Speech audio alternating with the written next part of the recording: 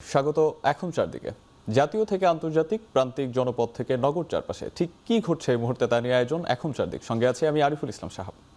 দেশজুড়ে জ্বালানি তেল নিয়ে অনিয়ম, মজুত ও পাচার বিরোধী অভিযানে বড় সাফল্য পেয়েছে আইন শৃঙ্খলা বাহিনী। বিভিন্ন জেলায় আলাদা অভিযানে প্রায় 1 লাখ লিটার জ্বালানি তেল জব্দ করা হয়েছে। সোমবার সন্ধ্যায় গোপন সংবাদের ভিত্তিতে গাজীপুরের কোনাবাড়ি বাইমাইল এলাকায় আব্দুল আলী ফিলিং স্টেশনে অভিযান চালায় জেলা প্রশাসন। এ সময় সেখানে অবৈধভাবে মজুত করা প্রায় 35,000 লিটার ডিজেল ও অকটেন জব্দ করা হয়। সোমবার আরেকটি বড় অভিযান চালানো হয় চট্টগ্রামে। সীতাকুণ্ডের সলিমপুরের সিডিএ গেট সংলগ্ন এলাকায় অভিযান চালিয়ে 25,000 লিটার ডিজেল জব্দ করে জেলা প্রশাসন। নড়াইলে মোবাইল কোর্টের অভিযানে জব্দ করা হয় 7,400 লিটার ডিজেল। এদিকে সাতক্ষীরায় জাতীয় জরুরি সেবায় ফোন পেয়ে সদর উপজেলা থেকে 7,000 লিটার পেট্রোল সহ একটি লরি জব্দ করে পুলিশ। এছাড়া নাটোরের সিংড়ায় ভ্রাম্যমাণ আদালতের অভিযানে প্রায় 13,000 লিটার ডিজেল ও পেট্রোল জব্দ করা হয়। চুয়াডাঙ্গায় আলমডাঙ্গাতেও ট্যাঙ্ক লরি থেকে তেল খালাসের সময় প্রায় 9,000 লিটার পেট্রোল ও অকটেন জব্দ করে পুলিশ। আটক করা হয় 4 জনকে।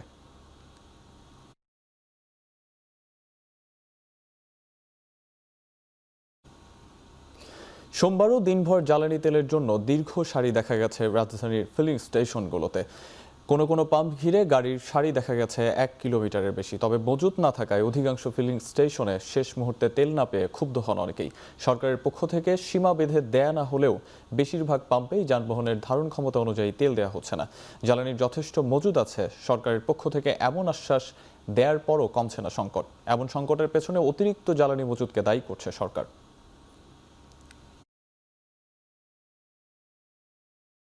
এখন সকাল 11টা থেকে আমি দাঁড়াইছি, এখন বাজে হচ্ছে আপনার 4:19। এই সময় পর্যন্ত দাঁড়ানোর পরে পাম্পে এখন এই যে লাগাইলাম গাড়ি, ওনারা বলতেছে তেল নাই, তেল শেষ।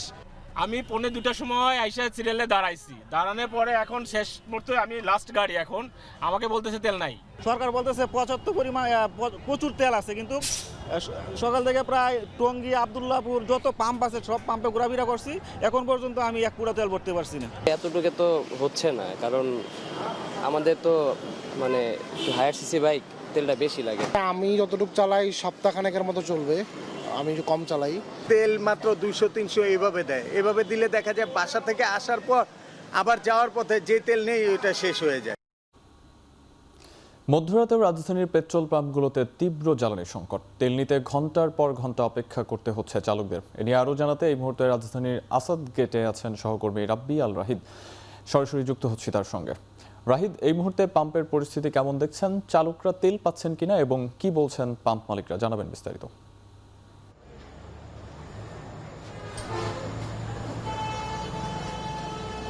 সাহাব, এখন বাজে রাত্রি 12টা। এই মুহূর্তে আমি রয়েছি রাজধানীর আসাদ গেটে যে সোনার বাংলা পেট্রোল পাম্পটি রয়েছে সেখানে।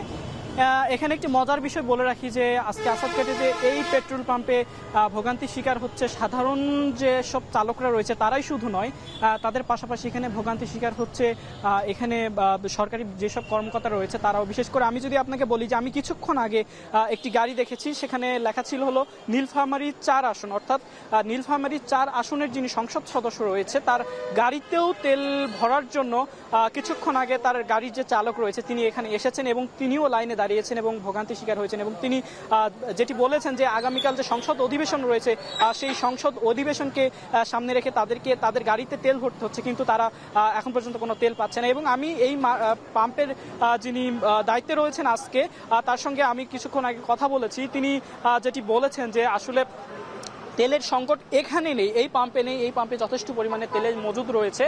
তবে অন্যান্য পাম্পগুলো বন্ধ থাকার কারণে এই পাম্পের উপর বিশেষ করে চাপটি পড়েছে। বিশেষ করে আশেপাশে যেসব পাম্পগুলো রয়েছে, প্রায় 4-5টি পাম্প রয়েছে আশেপাশে, মহাখালী থেকে শুরু করে এইদিকে ট্রাস্ট ফিলিং স্টেশন পর্যন্ত। এই পাম্পগুলো বন্ধ থাকার কারণে এই জায়গাতে চাপ অতিরিক্ত পড়েছে। এবং তিনি আরও যেটি বলেছেন যে আসলে এই পাম্পগুলো বন্ধ হওয়ার একটি কারণ এমনও হতে পারে যে আসলে সরকার থেকে তেলের মজুদ ছাড়া হচ্ছে না।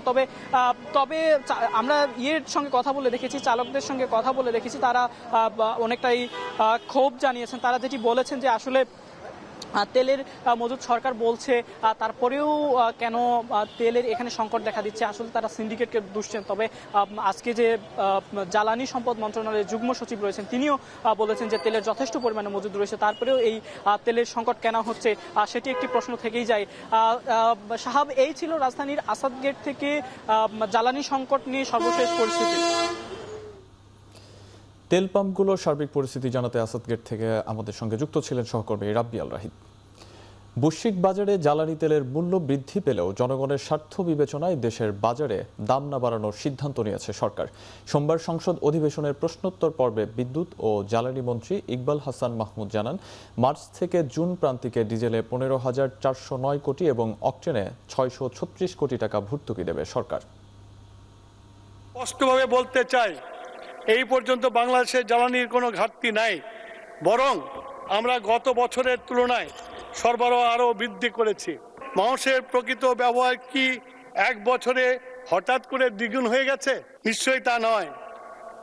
এই অস্বাভাবিক ব্যবধান আমাদের একটি বিষয় পরিষ্কার করে দেয় যে জ্বালানি ঘাটতির চেয়ে জ্বালানি মজুদের মানসিকতায় এখন বড় সমস্যা হয়ে দাঁড়িয়েছে। দেশে 1,33,000 টন ডিজেল মজুত আছে বলে জানিয়েছেন জ্বালানি মন্ত্রণালয়ের যুগ্ম সচিব মনির চৌধুরী। বলেন, 30 মার্চ ও 3 এপ্রিল আরও 2টি কার্গো জাহাজ আসবে। সব মিলিয়ে এপ্রিলে যুক্ত হবে 1,50,000 টন ডিজেল। ভবিষ্যতের জন্য পর্যাপ্ত তেলের মজুত আছে বলেও জানান তিনি। সচিবালয়ে জ্বালানি মন্ত্রণালয়ের সংবাদ সম্মেলনে তিনি বলেন, দেশের মোট জ্বালানি চাহিদার 63% ডিজেল, তবে ডিজেলে কোনো সংকট নেই। অকটেন নিয়ে যে সংকট তৈরি হয়েছে সেটি মনস্তাত্ত্বিক বলেও দাবি করেন জ্বালানি সচিব। তিনি বলেন, আগামী 2 মাস রাশিয়া থেকে ডিজেল আমদানিতে যুক্তরাষ্ট্রের নিষেধাজ্ঞা তুলে নিতে চিঠি দিয়েছে বাংলাদেশ। এছাড়াও ভারত থেকে কয়েক ধাপে 22,000 মেট্রিক টন ডিজেল পাওয়া গেছে। এর বাইরে ইন্দোনেশিয়া সহ বিশ্বের বিভিন্ন দেশ থেকে জ্বালানি আমদানির কথা চলছে বলেও জানান তিনি।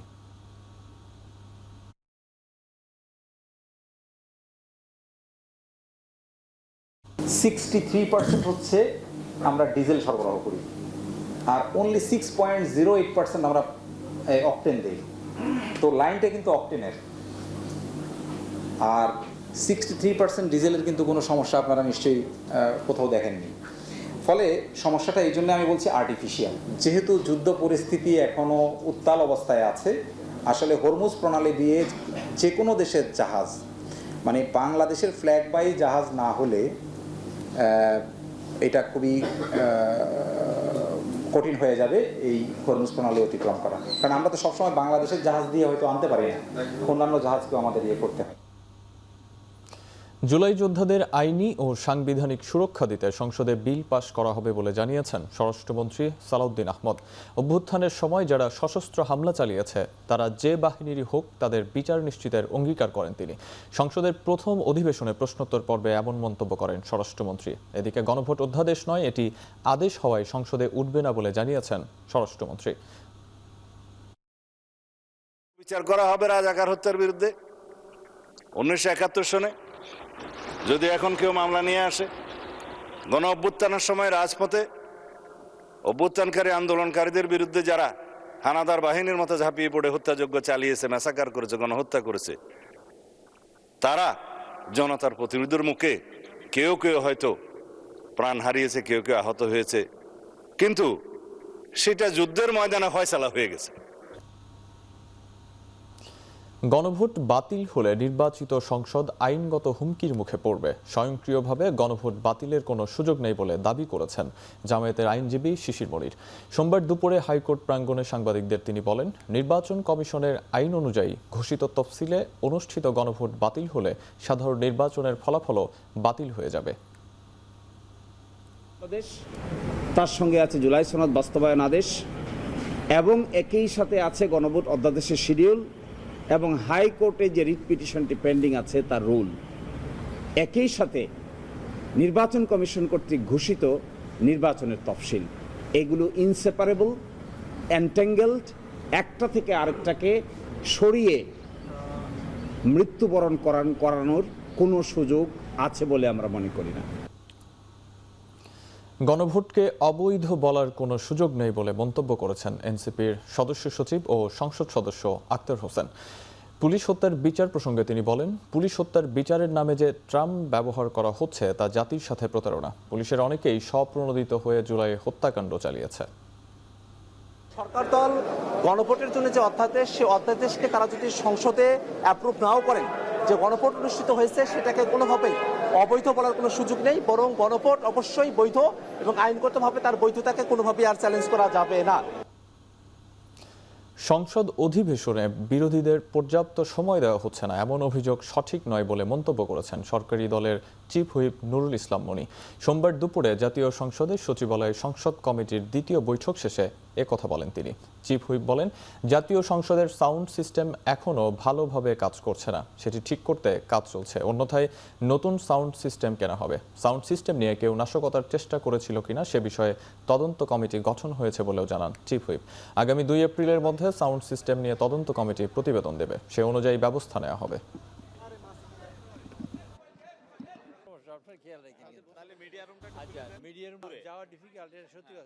কথাটা সঠিক নয়। অ্যাকচুয়ালি সংসদে কথা বলে বিরোধী দলের লোকেরাই, আর সেইটা ইনশিওর করার চেষ্টা করছি এবং খুব শীঘ্রই এটা ইনশিওর হবে। আপনারা দেখবেন 10 এপ্রিলের মধ্যে আমরা এমপি সাহেবদের বাসা দেওয়ার জন্য আপ্রাণ চেষ্টা করছি যাতে দিতে পারি। সারা দেশে এখন পর্যন্ত 764 হামের রোগী শনাক্ত হয়েছে বলে জানিয়েছে স্বাস্থ্য অধিদপ্তর। এদিকে হাম প্রতিরোধে দেশের বিভিন্ন হাসপাতালে ভেন্টিলেটর সুবিধা দেওয়া হয়েছে বলে জানিয়েছে স্বাস্থ্যমন্ত্রী। সোমবার বিকেলে 764 হাম রোগী শনাক্তর কথা জানায় স্বাস্থ্য অধিদপ্তর। হামের বেশি প্রাদুর্ভাব ঢাকা, রাজশাহী, ময়মনসিংহ জেলায় বলে আরও জানিয়েছে প্রতিষ্ঠানটি। এদিকে সোমবার সচিবালয়ে দেশের স্বাস্থ্য ব্যবস্থার উন্নয়ন নিয়ে যুক্তরাষ্ট্রের রাষ্ট্রদূতের সঙ্গে বৈঠক করেন স্বাস্থ্যমন্ত্রী। বৈঠক শেষে মন্ত্রী জানান, জরুরি ভিত্তিতে টিকা কিনতে ইতোমধ্যে ইউনিসেফকে অর্থ পাঠিয়েছে সরকার। ঢাকা, রাজশাহী ও মানিকগঞ্জ সহ বিভিন্ন জেলায় বাড়ানো হয়েছে ভেন্টিলেটর সুবিধা। স্বাস্থ্য সচিব জানান, এপ্রিলের প্রথম সপ্তাহ থেকেই দেশে আসতে শুরু করবে হামের টিকা।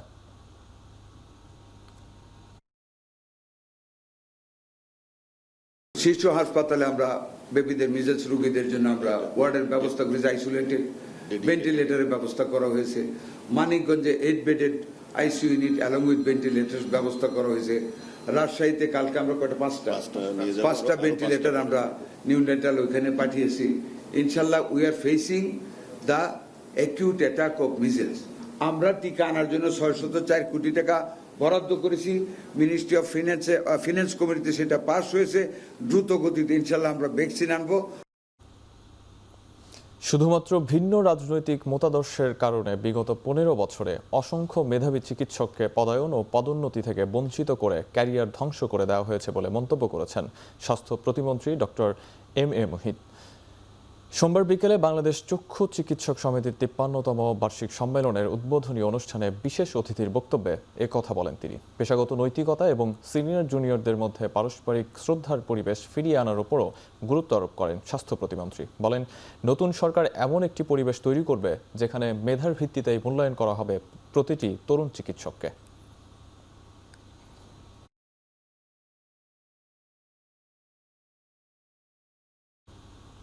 বাংলাদেশের যে ক্ষতিগুলো হয়ে গেছে, অর্থনীতি ধ্বংস হয়ে গেছে, মানুষের পেশাগুলোকে ধ্বংস করে দেওয়া হয়েছে।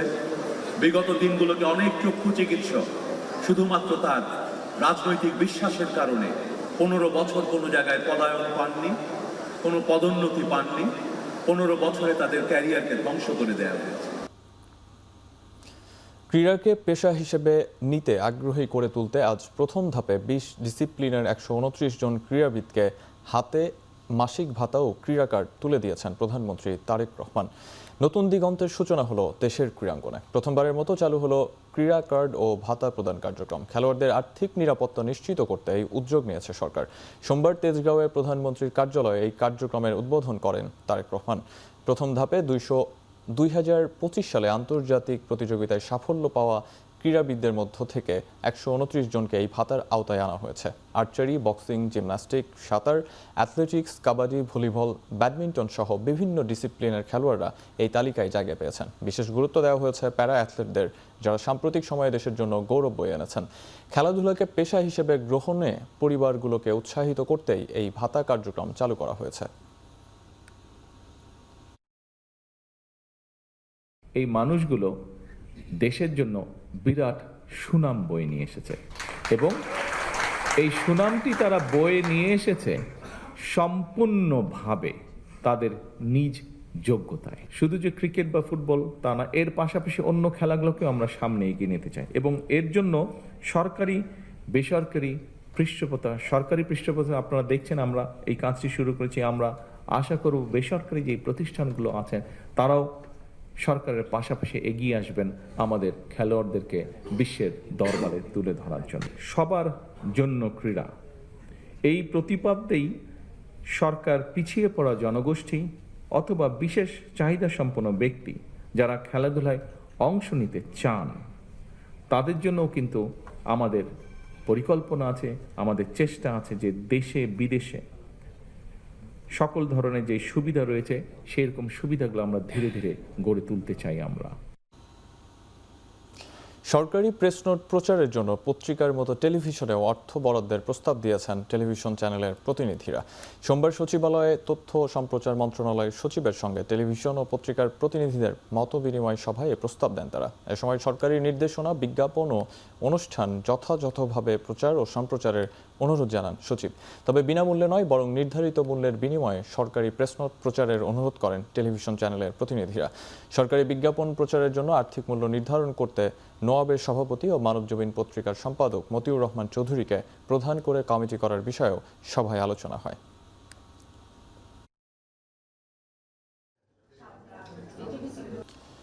ডিজিএফআইয়ের সাবেক পরিচালক আফজাল নাসেরকে মিরপুর মডেল থানার দেলোয়ার হোসেন হত্যা মামলায় 6 দিনের রিমান্ড দিয়েছেন আদালত। সোমবার বিকেলে ঢাকা মেট্রোপলিটন ম্যাজিস্ট্রেট আদালত এই রিমান্ড মঞ্জুর করেন। 2009 সালে সেনাবাহিনী থেকে বরখাস্ত সাবেক লেফটেন্যান্ট কর্নেল মোহাম্মদ আফজাল নাসেরকে রোববার রাতে রাজধানীর মিরপুর ডিওএইচএস-এর বাসা থেকে আটক করে ডিবি পুলিশ। তিনি 2006 থেকে 2008 পর্যন্ত সময়ে প্রতিরক্ষা গোয়েন্দা পরিদপ্তরে কর্মরত ছিলেন। আফজাল নাসির সহ এ পর্যন্ত 111 সরকারের 3 কর্মকর্তাকে গ্রেপ্তার করেছে ডিবি পুলিশ।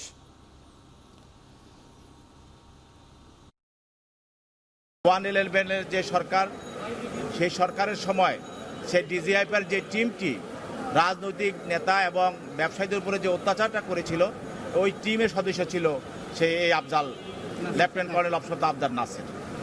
এবং আজকে যে প্রধানমন্ত্রী তারেক রহমান সাহেব তাকে যে টর্চারটা করেছিল এবং তাকে টর্চার করে হত্যা করতে চেয়েছিল, সেই টিমে যারা কাজ করেছে সেই টিমের ডিজিএফআইয়ের ওই টিমের একজন সদস্য ছিল এই আফজাল নাসের।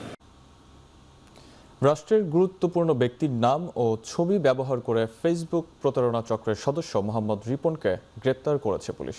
দীর্ঘদিন ভুয়া আইডি খুলে বিভ্রান্তিকর পোস্ট দিয়ে অর্থ হাতিয়ে নেয় তারা। জব্দ হওয়া মোবাইল থেকে মিলেছে প্রমাণও।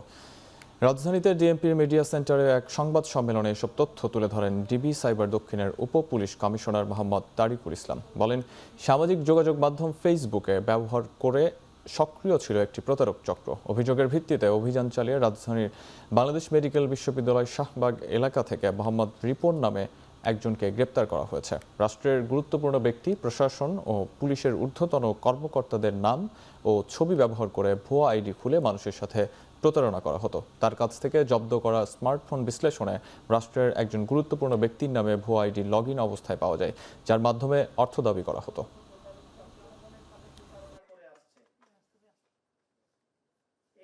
গ্রেফতারকৃত আসামি মোহাম্মদ রিপন তার নিকট হতে জব্দকৃত স্মার্টফোন বিশ্লেষণে ভুয়া ফেসবুক আইডি লগইন অবস্থায় পাওয়া যায়, যার মাধ্যমে রাষ্ট্রের গুরুত্বপূর্ণ ব্যক্তি, প্রশাসন ও পুলিশের ঊর্ধ্বতন ব্যক্তিবর্গের ছবি ব্যবহার করে বিভ্রান্তিকর পোস্ট প্রদান করা হয়েছিল এবং তাদের নিকট হতে টাকা পয়সা দাবি করত। ইউরোপ ও অস্ট্রেলিয়া সহ বিভিন্ন দেশে ভিসা দেওয়ার নামে বড় ধরনের প্রতারণার সঙ্গে জড়িত এমন চক্রের মূল হোতা সাকিবুর রহমান সুমন ও কোরবান আলী সহ 4 সদস্যকে আটক করেছে র্যাব 4। চক্রটি ভুয়া ভিসা তৈরি করে অন্তত 13 জনের কাছ থেকে প্রায় 1,21,00,000 টাকা হাতিয়ে নিয়েছে বলে নিশ্চিত করেছেন র্যাব 4-এর কোম্পানি কমান্ডার অতিরিক্ত পুলিশ সুপার মোহাম্মদ শাহিনুর কবির। অস্ট্রেলিয়ায় চাকরি ও বৈধ ভিসার প্রলোভন দেখিয়ে দীর্ঘদিন ধরে প্রতারণা চালিয়ে আসছিল চক্রটি। মাদ্রাজ ইন্টারন্যাশনাল সহ বিভিন্ন নামে ভুয়া প্রতিষ্ঠান খুলে সাধারণ মানুষকে টার্গেট করত তারা। অভিযোগের ভিত্তিতে কারওয়ান বাজারে অভিযান চালিয়ে 4 প্রতারককে আটক করা হয়। এ সময় তাদের কাছ থেকে ইউরোপ সহ বিভিন্ন দেশের 13টি জাল ভিসা উদ্ধার করা হয়। এছাড়া জব্দ করা হয় ভুয়া ভিসা তৈরির বিভিন্ন সরঞ্জামাদি। র্যাব জানায় চক্রটি শুধু প্রতারণাই নয়, অবৈধভাবে বিদেশে টাকা পাচারের সঙ্গেও জড়িত। রাজধানীর বিভিন্ন এলাকায় অফিস নিয়ে দীর্ঘদিন ধরে এই প্রতারণা চালিয়ে আসছিল চক্রটির মূল হোতা সাকিবুর রহমান সুমন। 13 জনের কাছ থেকে প্রায় 1,21,00,000 টাকা হাতিয়ে নিয়েছে এবং তার প্রেক্ষিতে আমরা আজকে কারওয়ান বাজারের একটা টাওয়ারে আমরা অভিযান চালাই, 2 জনকে গ্রেপ্তার করতে পারি। এর মূল হোতা হলো শফিউর রহমান সুমন, তার বাড়ি যশোর, এবং তার সাথে কোরবান আলী। যে কম্পিউটারটা আমরা সিজ করেছি সেখান থেকে দেখা যায় যে প্রায় 13টা আমরা ভিসা জব্দ করতে পেরেছি ওখান থেকে, যেগুলো জাল ভিসা। এবছর এইচএসসি ও সমমানের পরীক্ষা আগামী 7 জুন থেকে শুরু হবে বলে জানিয়েছেন শিক্ষামন্ত্রী ডক্টর আনম এহসানুল হক মিলন। সোমবার সন্ধ্যায় বিষয়টি নিশ্চিত করেন তিনি। এর আগে রোববার শিক্ষা মন্ত্রণালয়ের মাধ্যমিক ও উচ্চ শিক্ষা বিভাগের সভাকক্ষে বোর্ড চেয়ারম্যানদের এক বৈঠক অনুষ্ঠিত হয়। এতে জুনের প্রথমার্ধে পরীক্ষা আয়োজনের পরিকল্পনার কথা জানায় শিক্ষা বোর্ডগুলো। এদিকে এবছর থেকে এইচএসসি পরীক্ষায় বড় একটি পরিবর্তন আসছে। দেশের 9টি সাধারণ শিক্ষা বোর্ডে অভিন্ন প্রশ্নপত্রে পরীক্ষা নেওয়ার সিদ্ধান্ত হয়েছে। এর আগে মাদ্রাসা ও কারিগরি শিক্ষা বোর্ডে অভিন্ন প্রশ্নপত্রে পরীক্ষা হলেও সাধারণ শিক্ষা বোর্ডগুলোতে তা চালু ছিল না।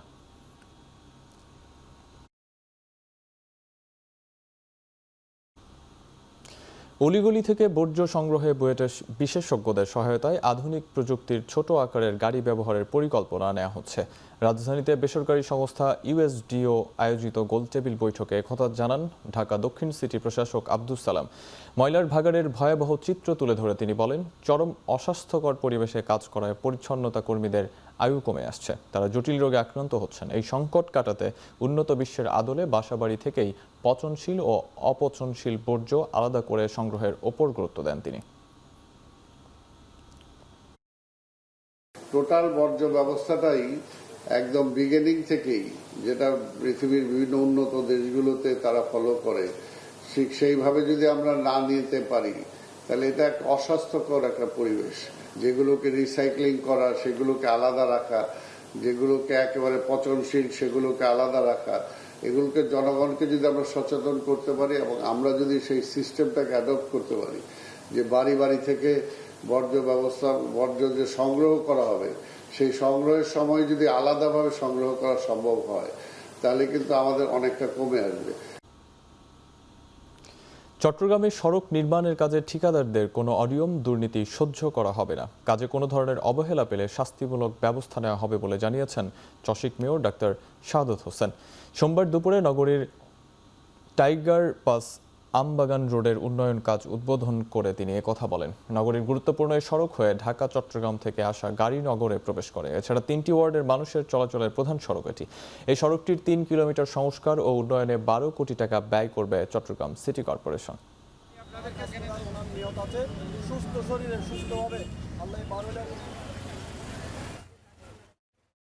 বলেছি যদি কোনো ধরনের 2 নাম্বারই কেউ করে থাকে তাদের বিরুদ্ধে সরাসরি ব্যবস্থা নেওয়া, তারা আমাদেরকে হাতে নাতে ধরিয়ে দিবে, তাদেরকে দৃষ্টান্তমূলক শাস্তি দেওয়া হবে। আমি কোনো ধরনের কোনো দুর্নীতি এখানে প্রশ্রয় দিব না, দিই নেই।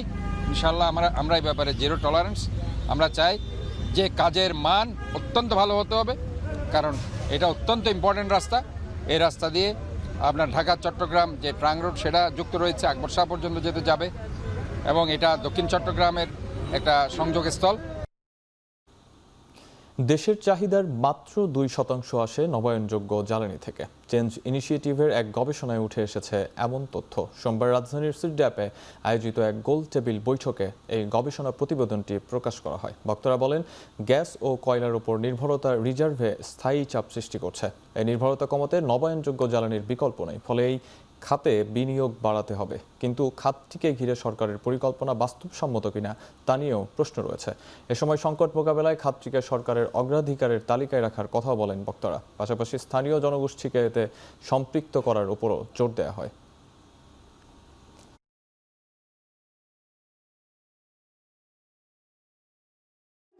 গ্রামে সোলার যাচ্ছে, রিনিউয়েবল এনার্জি হচ্ছে বা বায়োগ্যাস প্ল্যান্ট হচ্ছে, কিন্তু এগুলোর সার্ভিসটা দেওয়ার পরে পরবর্তী যে মেইনটেনেন্স সাপোর্ট সেটা দেওয়ার মতো ক্যাপাবল লোকের অনেক ঘাটতি গ্রামে রয়ে গেছে। 5 বছরের মধ্যে দুইটা যুদ্ধ, একটা হচ্ছে রাশিয়া ইউক্রেন যুদ্ধ, আরেকটা হচ্ছে এখন মিডল ইস্টে ইরানের সাথে ইউএস ইসরায়েলের যুদ্ধ। এই দুইটা যুদ্ধের ফলে আমরা দেখতে পাচ্ছি যে একদম ইমিডিয়েট ইম্প্যাক্ট হচ্ছে আমাদের এনার্জি সেক্টরে পড়ছে। ফান্ড বাড়ানোর আসলে ওই রকম কোনো অপরচুনিটি আসলে নেই, তবে গভর্নমেন্ট ফান্ড দিলে সেটা আমরা ম্যানেজ করব।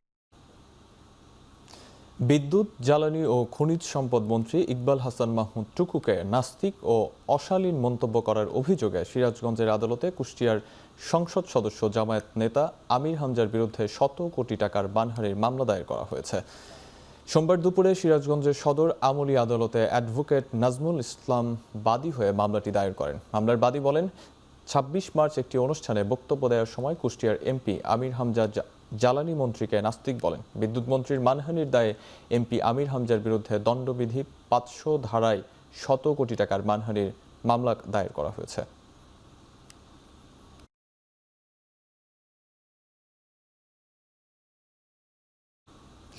সিরাজগঞ্জে আলাদা অভিযানে 13,15,000 টাকার জাল নোট সহ 2 জনকে গ্রেপ্তার করেছে র্যাব। সোমবার সলঙ্গায় র্যাব 12 সদর দপ্তরে এক প্রেস ব্রিফিংয়ে তথ্য জানায় সংস্থাটির অধিনায়ক মোহাম্মদ আতিকুর রহমান মিয়া। তিনি জানান, গোপন সংবাদের ভিত্তিতে রোববার সলঙ্গা থানার হাটি কুমরোল এলাকায় অভিযান চালিয়ে প্রথমে 51,000 টাকার জাল নোট সহ রবিউল ইসলাম ও আবুল হাসানকে গ্রেপ্তার করা হয়। পরে তাদের দেওয়া তথ্যের ভিত্তিতে একই এলাকার একটি বাড়ি থেকে আরও 12,64,000 টাকার জাল নোট এবং জাল নোট তৈরির সরঞ্জাম উদ্ধার করা হয়। প্রাথমিকভাবে ধারণা করা হচ্ছে আসন্ন ঈদুল আজহাকে সামনে রেখে বাজারে ছাড়ার উদ্দেশ্যে এসব জাল নোট প্রস্তুত করা হচ্ছিল। এই ঘটনায় জড়িত চক্রের মূল হোতা ও অন্যান্য সদস্যদের গ্রেপ্তারে অভিযান অব্যাহত রয়েছে বলে জানিয়েছে র্যাব।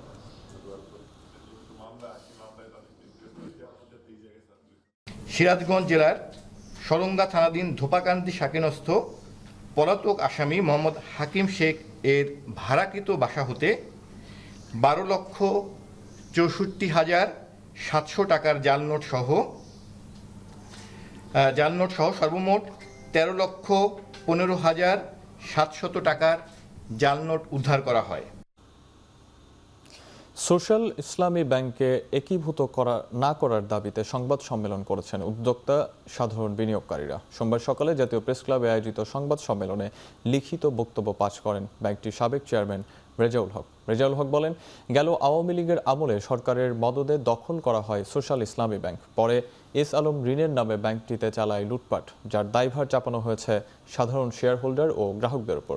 বক্তারা বলেন, শুরু থেকে ব্যাংকটি সফলতার সাথে ব্যবসা করলেও গত সরকারের শেষে 7 বছরে রুগ্ন হয়ে পড়ে ব্যাংকটি। এজন্য একীভূত নয়, ব্যাংকটি এককভাবে ঘুরে দাঁড়াতে কেন্দ্রীয় ব্যাংকের কাছে 8 বছরের সময় চেয়েছেন সাবেক উদ্যোক্তা ও শেয়ারধারীরা।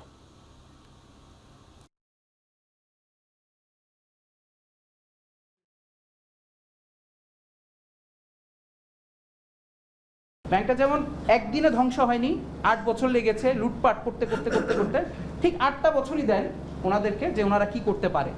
আপনাদের কাছে তো ওপেন আছেই, আপনারা যে কোনো সময় ব্যাংকটাকে নিয়ে নিতে পারবেন।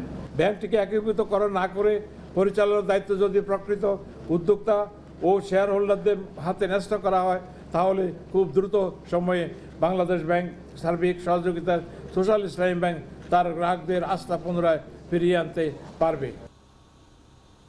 চট্টগ্রামে মঙ্গলবার থেকে শুরু হচ্ছে 19 দিনের মহান স্বাধীনতা বইমেলা। নগরীর জিমনেশিয়াম মাঠে 40,000 বর্গফুট আয়তন জুড়ে মেলা অনুষ্ঠিত হবে। ইতিমধ্যে 129টি স্টল বরাদ্দ দেওয়া হয়েছে। সোমবার বিকেলে মেলার প্রস্তুতি দেখতে জিমনেশিয়াম মাঠ পরিদর্শন করেন চট্টগ্রাম সিটি কর্পোরেশনের মেয়র ডাক্তার শাহাদুত হোসেন। ঢাকা ও চট্টগ্রাম মিলিয়ে 122টি প্রকাশনা সংস্থা মেলায় অংশ নিচ্ছে। প্রতিদিন বিকেল 3টা থেকে রাত 9টা এবং ছুটির দিন সকাল 10টা থেকে রাত 9টা পর্যন্ত মেলা চলবে।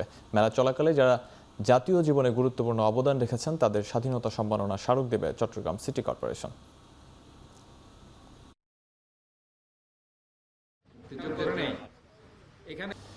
এবারে দেশের বাইরের খবর। স্থল অভিযানের শঙ্কার মধ্যে ইরানের তেল ভান্ডার এবং খার্গ দ্বীপ দখলে নেয়ার হুঁশিয়ারি দিয়েছেন মার্কিন প্রেসিডেন্ট ডোনাল্ড ট্রাম্প। জবাবে যুক্তরাষ্ট্রকে নিজের ঘরের বিক্ষোভের দিকে নজর দিতে বললেন ইরানের প্রেসিডেন্ট মাসুদ পেজেশকিয়ান। এদিকে ট্রুথ সোশ্যালের বার্তায় ট্রাম্প দাবি করেন, সামরিক অভিযান শেষ করতে ইরানের নতুন শাসন ব্যবস্থার সঙ্গে গুরুত্বপূর্ণ আলোচনা হয়ে হয়েছে যুক্তরাষ্ট্রের। ট্রাম্পের এমন দাবিকে অতিরঞ্জিত অযৌক্তিক বলে প্রত্যাখ্যান করেছে তেহরান। এদিকে ইরানি হামলায় ইসরায়েলের হাইফা তেল শোধনাগারে ব্যাপক ক্ষয়ক্ষতি হয়। প্রথমবারের মতো বাগদাদে অবস্থিত মার্কিন ভিক্টর ঘাঁটি হামলার শিকার হয়েছে।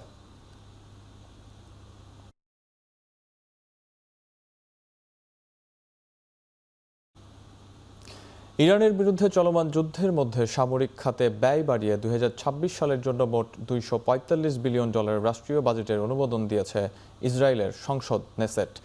এতে সামরিক বাজেট $10 বিলিয়নেরও বেশি বেড়ে $45 বিলিয়ন ছাড়িয়েছে, যা গাজায় আগ্রাসন শুরুর আগে 2023 সালে থাকা বরাদ্দের দ্বিগুণেরও বেশি। সব মিলিয়ে বাজেটের আকার দাঁড়িয়েছে প্রায় $245 বিলিয়ন। এটিকে ইসরায়েলের জন্য একটি ঐতিহাসিক সন্ধিক্ষণ বলে অভিহিত করেছেন কট্টর ডানপন্থী অর্থমন্ত্রী বেজালেল। এমনকি যুদ্ধের মধ্যে এই পদক্ষেপের মাধ্যমে নেতানিয়াহুকে আগাম নির্বাচন এড়াতে সাহায্য করবে বলেও ইঙ্গিত দিয়েছেন তিনি। ইসরায়েলি অর্থমন্ত্রী আরও বলেন, এই বাজেট জাতিকে জয়ের জন্য প্রস্তুত করছে, যা প্রমাণ করবে মধ্যপ্রাচ্যকে নতুন রূপ দেওয়ার ক্ষমতা রয়েছে ইসরায়েলের। মিয়ানমারের সামরিক প্রধানের পদ থেকে পদত্যাগ করলেন মিন অং পদত্যাগ। দেশটির প্রেসিডেন্ট হিসেবে দায়িত্ব নিতে যাচ্ছেন তিনি। সোমবার রাষ্ট্রীয় গণমাধ্যম জানিয়েছে, রাজধানী নেপিদোর সামরিক সদর দপ্তরে আয়োজিত এক অনুষ্ঠানে সশস্ত্র বাহিনীর সর্বাধিনায়কের কাছে পদত্যাগপত্র হস্তান্তর করেন। এরপরই তাকে দেশটির প্রেসিডেন্ট হিসেবে মনোনীত করা হয়। 2021 সালে সামরিক অভ্যুত্থানের মাধ্যমে মিয়ানমারের ক্ষমতা দখল করেন মিন অং। সম্প্রতি অনুষ্ঠিত সংসদীয় নির্বাচনে নিরঙ্কুশ জয় পায় তার দল। যদিও এই নির্বাচনে বেশিরভাগ দল অংশ নেয়নি। 69 বছর বয়সী এই জেনারেল 2021 সাল থেকে মিয়ানমারের সশস্ত্র বাহিনীর নেতৃত্ব দিয়ে আসছিলেন। তবে সামরিক অভ্যুত্থানের পর থেকে পশ্চিমা বিশ্বের নিষেধাজ্ঞার তালিকায় আছেন তিনি।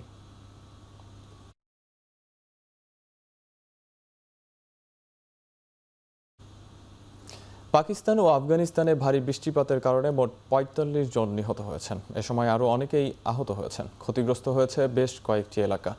গত 5 দিন ধরে দেশ দুটিতে ভারী বৃষ্টিপাত হচ্ছে। সোমবার খাইবার পাখতুনখোয়ায় দুর্যোগ ব্যবস্থাপনা কর্তৃপক্ষ জানায়, ভারী বৃষ্টিপাতের কারণে প্রদেশটির কয়েকটি ভবনের ছাদ ও দেয়াল ধসে পড়ায় 14 শিশুসহ অন্তত 17 জন নিহত হয়। অন্যদিকে আফগানিস্তানের মধ্য পূর্বাঞ্চলীয় প্রদেশ পারওয়ান ময়দান ওয়ার্দাক দাইকুন্দি এবং লোগারে আকস্মিক বন্যা ও ভূমিধসের সৃষ্টি হয়েছে। এতে 28 জনের মৃত্যু হয়। এদিকে বিভিন্ন এলাকায় আটকে পড়া বাসিন্দাদের উদ্ধারে কাজ করছে উদ্ধারকারী দল।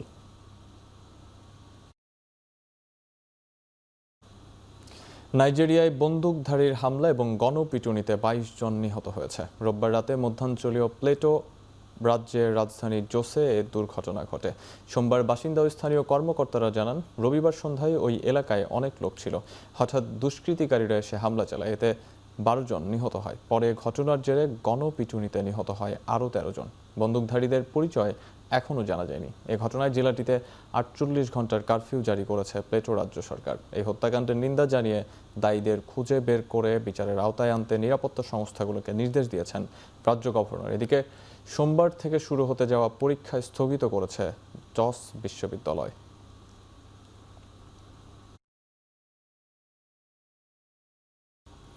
এবারে খেলার খবর। সবশেষ বিপিএল এর বকেয়া অর্থ এখনও বুঝে পায়নি ঢাকা ক্যাপিটালস দলের ক্রিকেটাররা। সোমবার বিপিএল গভর্নিং কাউন্সিলের সদস্য সচিব ইফতেখার রহমান মিঠু জানালেন, আগে ঢাকার পেমেন্টটা ক্লিয়ার করতে হবে, এরপর বাকি যা হিসাব নিকাশ শেষ করে পরের বছর পরেরটা দেখা যাবে।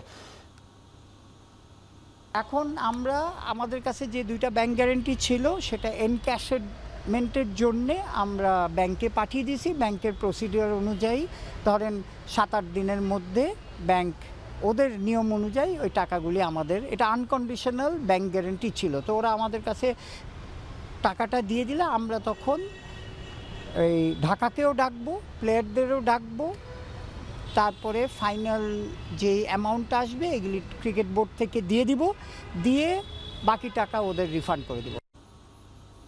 ম্যাচ রেফারিদের দক্ষতা বৃদ্ধি ও মানোন্নয়নের উপর জোর দিয়ে বিশেষ এক ইন্ডাকশন কোর্স পরিচালনা করেছে বাংলাদেশ ক্রিকেট বোর্ড। গত 2 দিন ধরে চলা এই প্রশিক্ষণে প্রশিক্ষক হিসেবে কাজ করছেন সাবেক আম্পায়ার সাইমন টফেল। মূলত সঠিক প্রতিভা খুঁজে বের করাই এই প্রজেক্টের মূল লক্ষ্য। One of our primary focuses as we head towards next season is how do we build capacity and how do we improve standards. About 6 months ago, when we started this project, I asked everyone for patience, and I asked everyone to be respectful of the process around how do we get better. Today is another step forward in that process towards improving standards, but also finding and developing new talent. So we've had about 35 possible new match referees for Bangladesh heading towards next year. So we're looking at assessing their personality, their competencies and their capabilities. It's not just about doing the job, but it's about looking at the individual characteristics of a match referee. Pakistani তারকা batter ফখর জামানের বিরুদ্ধে বল টেম্পারিংয়ের অভিযোগ এসেছে। লাহোর কালান্দার্সের এই cricketer অভিযুক্ত প্রমাণিত হলে নিষিদ্ধও হতে পারেন। লাহোর কালান্দার্সের এই ক্রিকেটার পিএসএল আইনের লেভেল 3 মাত্রার অপরাধ করেছেন। এর শাস্তি হিসেবে কমপক্ষে 1 ম্যাচ বহিষ্কার হবেন। অপরাধের শাস্তি হিসেবে তা 2 ম্যাচেও গড়াতে পারে। করাচি কিংসের বিপক্ষে ম্যাচের বোলিং ইনিংসের 19তম ওভারে 2 অনফিল্ড আম্পায়ার বল পরীক্ষা করতে চান। সে সময় বলের আকৃতি পরিবর্তনের অভিযোগ আসে ফখর জামানের উপর।